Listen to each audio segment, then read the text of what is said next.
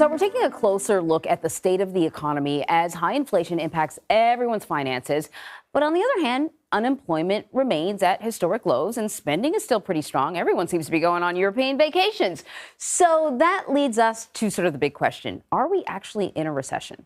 So joining us now to help make sense of all of this is Javier David. He is the managing editor of business and markets at Axios. Thanks for joining us. Thanks for having me. So we know that food prices are high, and you know that when you go to the grocery store, that sort of hits you in the gut when you see the price of food, right? So you start to think, what's happening with the economy? Everything is so expensive, and so you got to wonder if you think there's going to be a recession, and so you stop spending. Could you then cause a recession?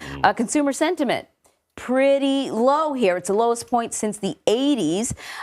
So then, you know, what does this pattern say to you? Because oftentimes this can be an indicator of an impending recession. I mean, people are right to feel the way that they are. We haven't seen these levels of inflation in decades. But there's a school of thought that says, don't necessarily pay attention to what consumers say, watch what they do. And what they are doing is continuing to spend. Just this morning, we had retail sales numbers that once again showed strength.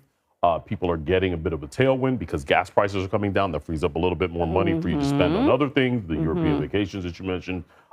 Sentiment indicators are kind of tricky. We watch them a lot in markets because they give us a sense as to how the consumer is feeling. And if the consumer is sort of in a funk, they're more than likely to pull back. But all of the real-time data indicators that we've seen suggest that consumers are more or less continuing to open their wallets for everything, and they're charging a lot. So that's a concern, but at the same time, they are not pulling back on spending in any appreciable way.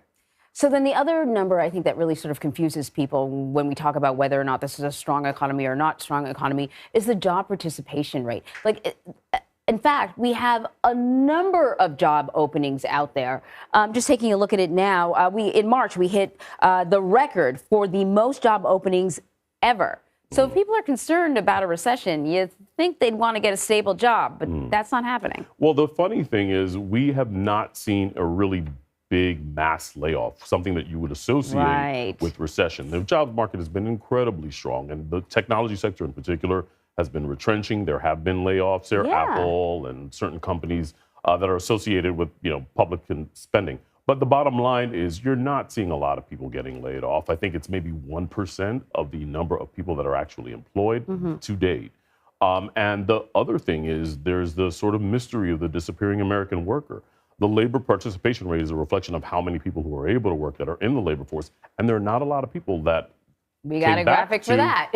We got a lot of people that didn't come back from the pandemic level of being when they got laid off. So then, so this actually all sounds pretty good. Is it too optimistic? Like, it's making me uneasy. I think we're all struggling to figure it out.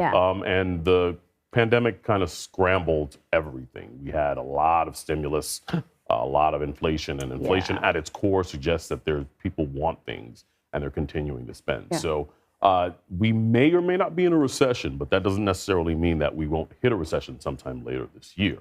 But all of the available indicators suggest that this is a pretty healthy economy, even if it is slowing down, even if there are pockets of weakness. It's not widespread. So let me ask you something, because you talked about the impact of the recession. I have sort of two questions about the lingering impact. One, a lot of people had a lot of money, right? And so maybe what we're seeing right now is, the economy sort of soaking up that extra cash like a sponge. And then once that cash is used up, and you talked about a lot of people are charging stuff now, whereas during the pandemic, they were able to pay off a lot of their credit cards.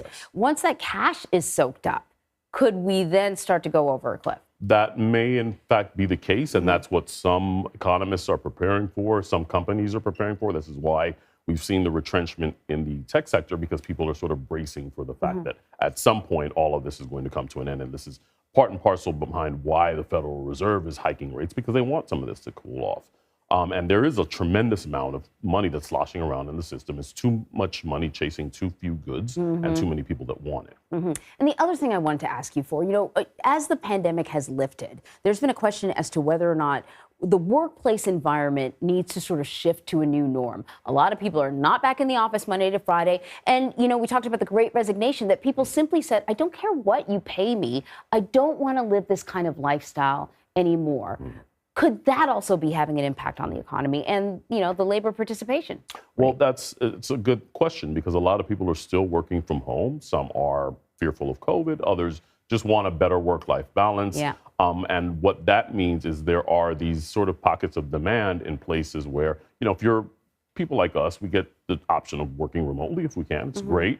But we spend a lot of time at home. We might shop a little more. We might do certain things in our neighborhood. But what that means is certain business districts where there are businesses that are kind of hurting. They're not getting the traffic that they usually used to get pre-COVID.